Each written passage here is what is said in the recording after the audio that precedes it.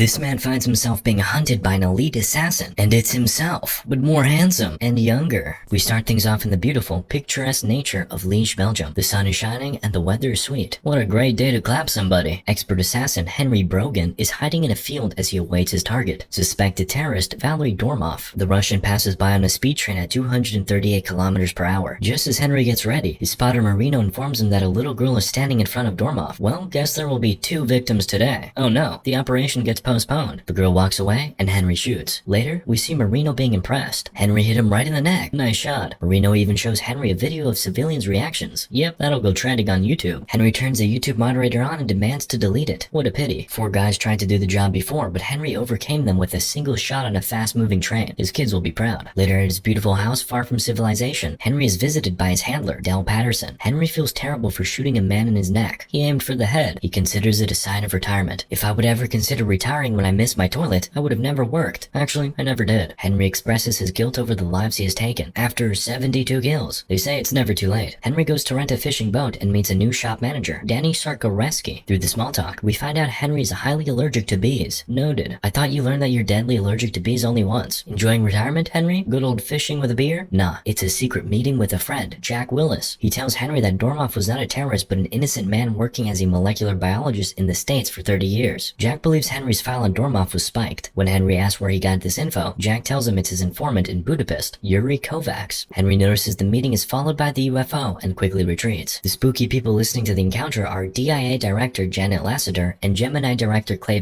who's some big shots since the guy orders Lassiter to take care of Henry. Henry drives back and finds a bug on his boat. Sussy. He goes straight to Danny and accuses her of working for the DIA. Nice move. How did he manage to live so long with such paranoia? Lucky this madman is retired. Danny denies it and Henry feels like a jerk, so he invites her for dinner. Because women fall for that. Well, Danny does and goes for a date. That was surprising. I should try it next time I leave the house. Are we still not allowed outside? Who'd want to leave their house anyway with all this inflation? Henry gets on a date and gives the lady flowers and her DIA file. Busted. Danny confirms she is DIA, but she's only following in her FBI father's footsteps. Same here. That's why I'm jobless. Later that night, we see Jack on his boat enjoying a wifeless afternoon. Suddenly, he hears a strange noise outside, so he takes his gun and goes to take a look, and he's dead. The same goes for his girlfriend. Never cheat, boys. The same night, Henry wakes from an alert and sees some men breaking in. He hides in the basement and calls Marino, warning him to run away to Mexico, start a new life, change his name to Raul, find a beautiful Mexican chick, make 3 kids, and call one of them Henry. Oh darn, Marino gets killed, too. Well, it's time to save your skin, Henry. He skillfully gets rid of intruders and goes to Danny's house. He figures she must be the next target since she's as confused as a virgin with 3 girls in her room. So Henry finds an excellent excuse to run away with a hot chick. Smooth retirement. Danny runs into her shop for the keys from a boat. Meet the mercenary. Do you know who my dad was? Says Danny. And Kung Fu's the guy. She also finds out Lassiter sent the killers by taking some of the guy's teeth. Now hide them under the pillow. Henry and Danny ride a boat, and we find out Henry's also scared of drowning because his father used to toughen him up by throwing him in the swimming pool. Classic fathers. Oh, that's why I'm scared of getting my butt clapped. Never mind. Meanwhile, Clay schools Lassiter for not getting rid of Henry and tells her he'll send Gemini to do the job. Henry and Danny land on a lonely island, ordering some martinis with tacos. While they're waiting, Henry's pilot friend Baron comes. They enjoy 3-year-old crackers and head out. Darn, some good tacos were wasted. Henry calls Dell to figure out what is going on. Dell tells him about Gemini working with the DIA to wipe out their agents. Dormov was working with Gemini too, and Henry figured out Clay's involvement. Henry asks Danny what she knows about Gemini, and we find out it's a paramilitary organization run by Clay. He invited Henry and Baron to join, but they both declined. Bad idea. Is there really any way out of being a CIA agent? I mean DIA, FBI, DEA, SUS, whatever the acronym is. Here's my advice for all you special agents watching the video. Never tell anyone you're retiring. Just change your name, have some plastic surgeries, and move to Albania. No one will find you in Albania. No one will search there either. Or you'll be wiped out by some silly named The Trio Hides in Cartagena, Colombia. Henry tells Danny how Clay hires people, tie them up, throw them in the water, and get them out when they almost die. Now I only wonder why Henry denied the opportunity to work with a boss like this. It's midday sleepy time when Henry spots a shooter running across the neighboring rooftops. He runs out and shoots the men with a silenced pistol. The cat-mouse game begins. After a few rounds, Henry takes out his rifle. Time to finish the game. He spots the sniper, who, surprisingly, looks precisely like young Will Smith back in his rap career time. Now it gets hard. Would you shoot your identical young twin? Henry tries to call out the kid for a beer, but the latter thinks Henry is too old. Bummer. Eat a grenade then. No you. Henry retreats, loses his gun, and falls.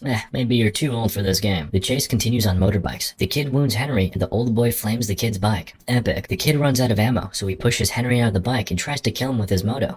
What's wrong with the good old fists? Finally, the kid takes out the knife, but the cops arrive. So the kid flees. Henry hits the local prison, but before he can meet his new poppy, Baron and Danny take him out. Henry figures out they should go to Budapest to meet Yuri to get more information from him. Too bad. I guess we won't see tacos. At least we'll see some Western European girls. Henry lands a private jet so so they can classically meet the girls. Meanwhile, we see a kid named Junior treating his wounds. He is met by Clay, who treats Junior like a son. The kid's got questions like, why this dude knew my every move? Strange how the so-called skilled boy didn't even manage to look at the face of his victim properly. Later, Junior watches how the other Gemini operatives work, and Clay orders him to follow Henry to Budapest. Danny doesn't lose time in Europe. She skips local bars and goes straight to the DNA lab using samples of Junior's cap and Henry's. How did you get the man's DNA? You dirty girl. Guess someone scored on a private jet trip. Turns out Junior is Henry's clone. Henry doesn't understand why a clone of himself would be sent to kill him. For fun, I suppose. If they sent a random guy, it would just be another Jason Bourne movie. Henry wonders why they clone him. Not scientists, doctors, or Nelson Mandela. Like, is Will Smith really worth cloning? The trio meets Yuri in a spa. Nice spot. Yuri tells Henry he's against Clay and reveals that Dormoff worked with Gemini on the cloning project. Junior is the only clone of the project, though. So far, Dormoff helped design clones that could be stronger and smarter. Still, Clay wanted soldiers without morals and pain, so Dormoff walked away from the project and signed himself a death penalty. Henry gets a courier to find Lassiter and informs her that he knows everything about her. Her favorite coffee, margarita, underwear color. Nice. He promises to shoot her first if she sends assassins at him again. Fair enough. Henry wants to send Danny back to continue serving as she used to and waits for Junior to talk with him. Lassiter arranges the meeting and Junior meets Danny alone in a garden. He orders her to strip to ensure she isn't wearing a wire. Yeah, right. Anything to get his wire turned on. After a thorough investigation, he takes her in as a hostage and informs Henry about a meetup place at the catacombs. This dude has some bizarre taste. On the ride there, Danny tries to convince Junior that he is not the cold-blooded killer he was bred to be. After a failed rap career, Man is ready for whatever. When she asks him why he is hunting for Henry, Junior reveals he was told that Henry killed his Gemini colleagues. Danny keeps talking, so Junior silences her. Smart move. When Junior finally gets some time to enjoy the silence, he hears his stretching explode. Guess Henry's in the catacombs. Junior is well prepared. Night vision, gas mask, everything to overcome Henry. But experience wins. Henry blinds the kiddo and takes him on aim. Finally, they take some time to look at each other closely. Henry frees Danny and tells Junior he doesn't want to kill him, but to drink a beer like a son-father type of move. He also tells the kid who Clay really is, who Junior is, expressing how empty they both feel unless they are clapping someone. We all do after a fortnight session. Junior learns he is a clone but doesn't want to believe it. Bro, look at the face in front of you. Deniers. When Henry guesses Junior is still a virgin, things get tense, and they fight. The old dog almost gets killed before Danny intervenes, and Junior escapes. The beaten Henry, Baron, and Danny go to Georgia to find Clay. Junior returns to Clay and demands the truth. I know I wasn't dumped at Chuck E. Cheese's, Dad. Okay, son, it was a long trip in Vegas. Nah, Clay, tell him the absolute truth about the lab doctors. And so Clay does, assuring Junior that he is better than Henry and his son, while Henry is his shadow. These mind games you're playing, Clay. Could just send Jason Bourne to kill Henry and enjoy some family times with Junior, but no. The trio arrives in the US and gets a breathtaking meeting with Junior. And I mean it. Junior shoots Henry with bee venom so the latter can't breathe.